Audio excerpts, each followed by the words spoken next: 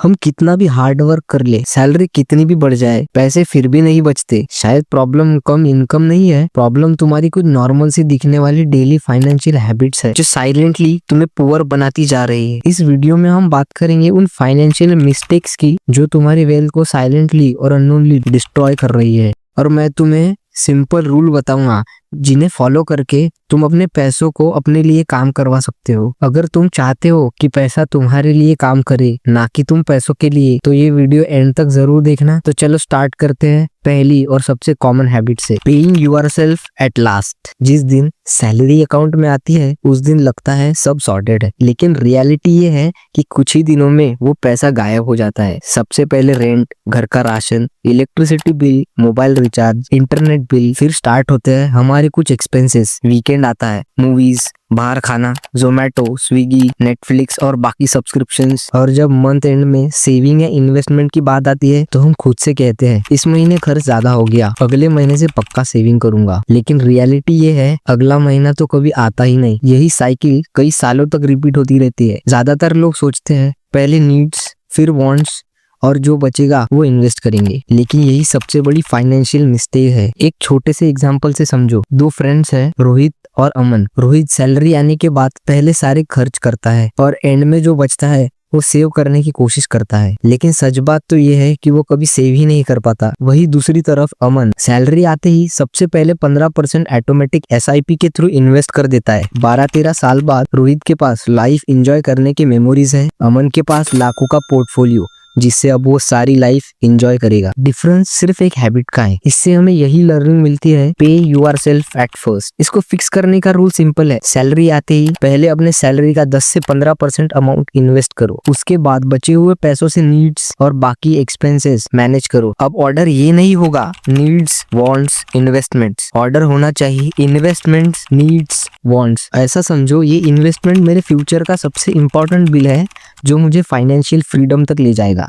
Habit number 2, buy now pay later. ये line आजकल हर जगह दिखती है, shopping apps, phone store, travel websites, हर जगह लॉजिक सिंपल बताया जाता है, अभी मजा लो, बाद में पैसे देते रहना। लेकिन रियलिटी बिल्कुल अलग है। मान लो किसी ने 1.5 लाख का फोन EMI पर ले लिया, इंटरेस्ट और बाकी सब चार्जेस जोड़कर कॉस्ट हो जाती है 1.8 लाख। अब प्रॉब्लम फोन खरीदना नहीं है, प्रॉब्लम ये है कि फोन की वैल्यू रोज घट रही है और लोन की वैल्यू रोज बढ़ रही है। लोन तभी सही होता है जब वो आपके लिए इनकम जनरेट करे, जैसे बिजनेस या एडुकेशन लोन। लेकिन क्लॉथ्स, गैजेट्स, वेकेशन, इन सब चीजों के लिए क्रेडिट कार्ड स्वाइप करना बेवकूफी है। ये सब लाइबिलिटीज है। रूल सिंपल है, अगर कैश में नहीं ले सकते तो EMI पर भी मत ही लो। बाय नाउ पे लेटर सिर्फ आपको टेम्पररी खुशी दे सकता है, लेकिन आपके फाइनेंशियल फ्रीडम को छोटे छोटे चेन्स में बांध देता है।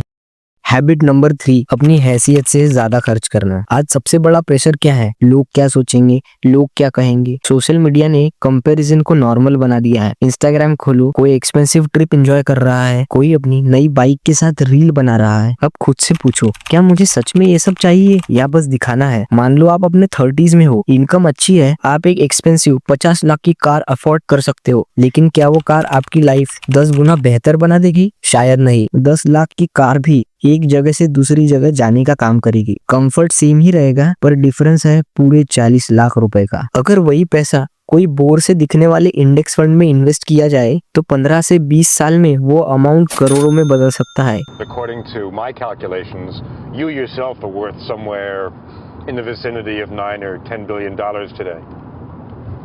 I only say that because I've got a follow-up question. Okay. What's with the Honda?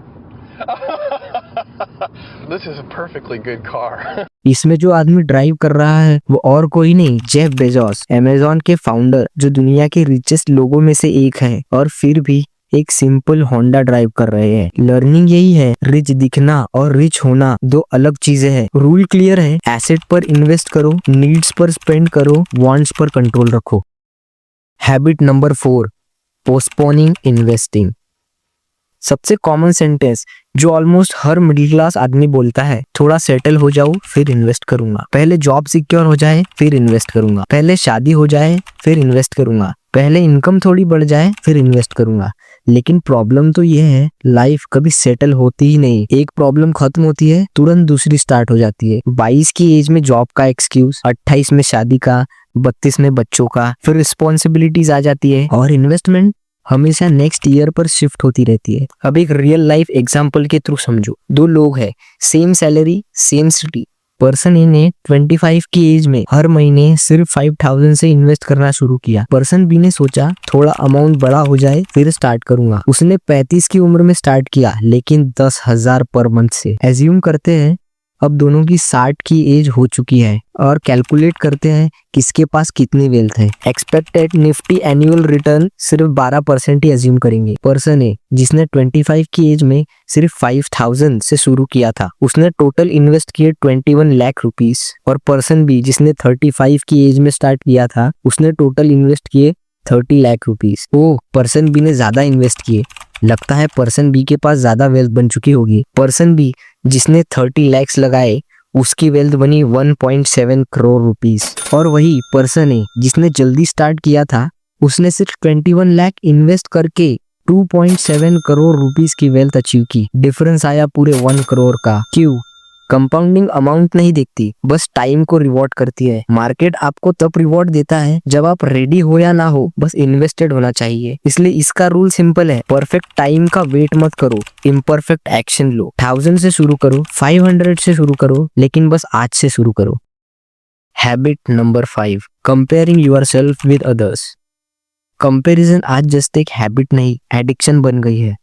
सुबह उठते ही इंस्टाग्राम खोलते हैं, कोई ट्रिप एंजॉय कर रहा है, कोई नई बाइक लेके फ्लेक्स कर रहा है, कोई लग्जरी कैफे में बैठकर एक्सपेंसिव डिनर कर रहा है, और बिना सोचे समझे हम खुद को जज करने लगते हैं।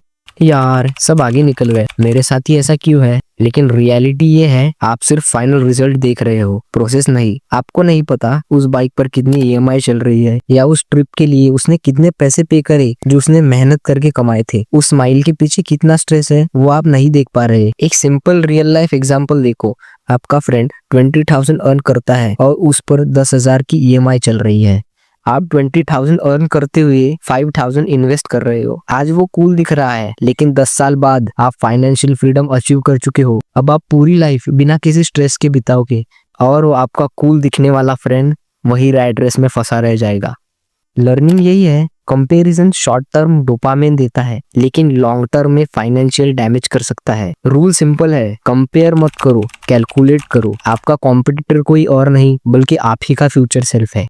Habit number 6, resetting compounding. Compounding कोई मैजिक नहीं है, ये डिसिप्लिन का रिजल्ट है।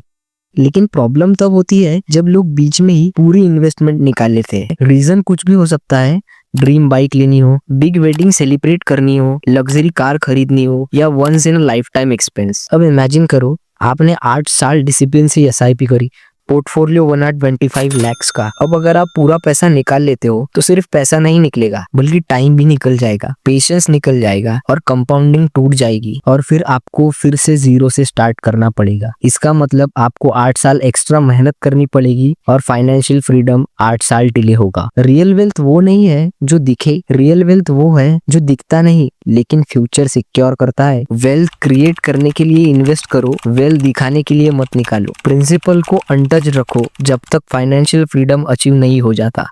कंपाउंडिंग को डिस्टर्ब करना इज इक्वल टू अपने फ्यूचर को डिले करना। तो इस वीडियो में हमने क्या सीखा, एक बार शॉर्ट में समझ लो। सैलरी आते ही सब खर्च करना बंद करो, EMIs और बाय नाउ पे लेटर से दूर रहो, दूसरों से कंपैरिजन करके शो ऑफ मत करो, परफेक्ट टाइम का वेट मत करो, आज ही से इन्वेस्टमेंट स्टार्ट करो। कंपाउंडिंग को बीच में तोड़ना मत, सैलरी आते ही पहले इन्वेस्ट करो, टाइम को अपना सबसे बड़ा एसेट बनाओ, और डिसिप्लिन के साथ इन्वेस्टेड रहो। अगर आपको लगा ये बातें मुझे पहले से पता होनी चाहिए थी, तो समझ लो ये वीडियो सही इंसान के पास पहुंच चुकी है। फाइनेंशियल फ्रीडम कोई ओवरनाइट मैजिक नहीं है, ये स्मॉल हैबिट्स का रिजल्ट है जो रोज रिपीट होती है। गलत हैबिट्स छोड़ो, सही हैबिट्स बिल्ड करो। शो ऑफ नहीं, सिस्टम बनाओ, और याद रखो अमीर बनना गोल नहीं है, फाइनेंशियल फ्रीडम अचीव करना गोल है। अगर ये वीडियो यूजफुल लगी हो तो लाइक जरूर करना, और ऐसे ही रियल प्रैक्टिकल फाइनेंस कंटेंट के लिए चैनल को सब्सक्राइब करना, क्योंकि यहाँ हम रिच दिखने की नहीं, रिच बनने की बात करते हैं। Stay disciplined, stay invested.